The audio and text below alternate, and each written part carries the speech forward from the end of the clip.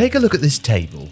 At first glance, it doesn't seem to make much sense. Firstly, Club Brugge's tally of 21 wins and 12 draws doesn't equate to 50 points. Secondly, Union Saint-Gilloise have a better record than Club Brugge, so why aren't they top? And finally, why do relegated RVDM only have 7 fewer points than Cercle Brugge, who qualified for the Europa League? Welcome to the Belgian Pro League. It's broken, but they might just be about to fix it.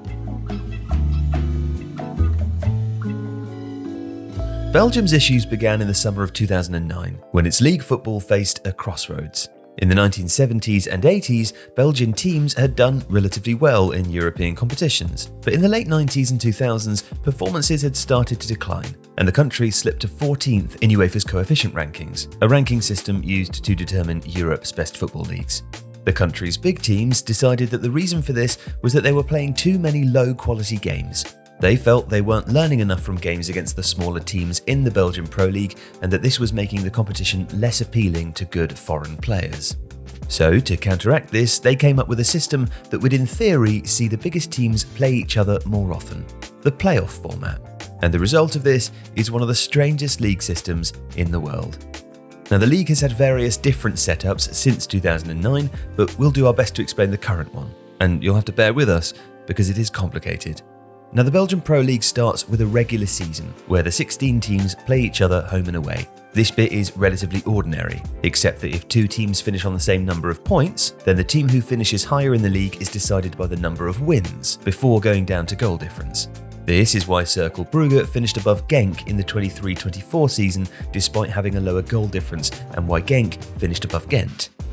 Then the league splits into 3 playoffs. The top 6 teams enter the Championship group, the middle 6 enter the Conference League playoff group, and the bottom 4 enter the relegation round. The Championship group play each other home and away once more for the chance to win the title, but not before having their points tally cut in half. So for example, Union Saint-Gilloise went from 70 to 35 points.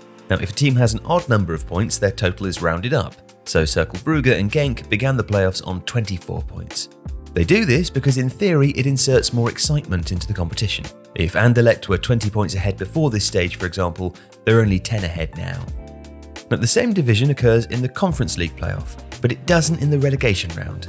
It's not completely evident why, perhaps because it feels a bit more unfair, but it does explain why Schalke ended up with a points tally that seems like it should have been enough to get them into the Europa League. And from here on out you'd think it would be relatively straightforward, but it isn't.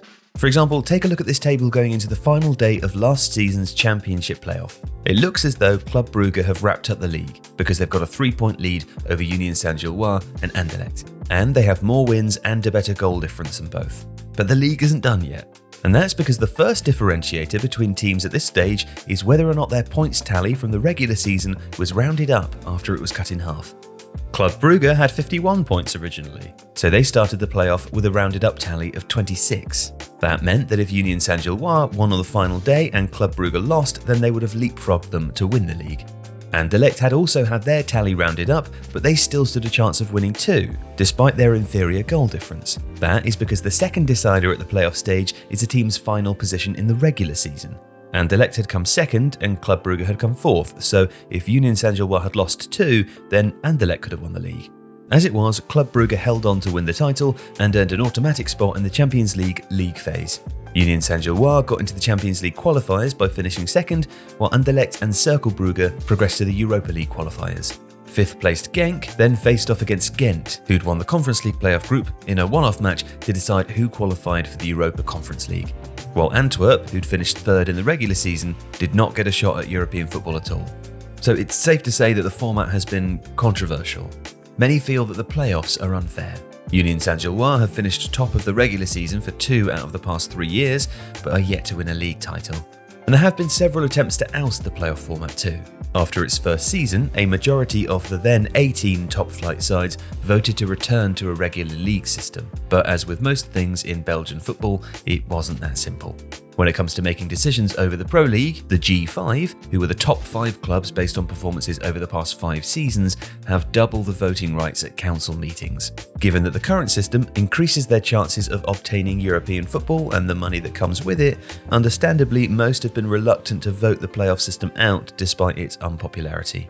But now things are set to change. A vote taken in February 2025 has confirmed that the Belgian Pro League will be switching to an 18-team round-robin league without playoffs from the 26-27 season.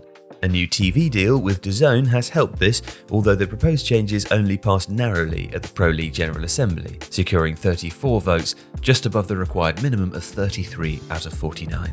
The system is far from perfect, but there is a hope that this will finally see one of the most bizarre league systems in Europe resolve itself.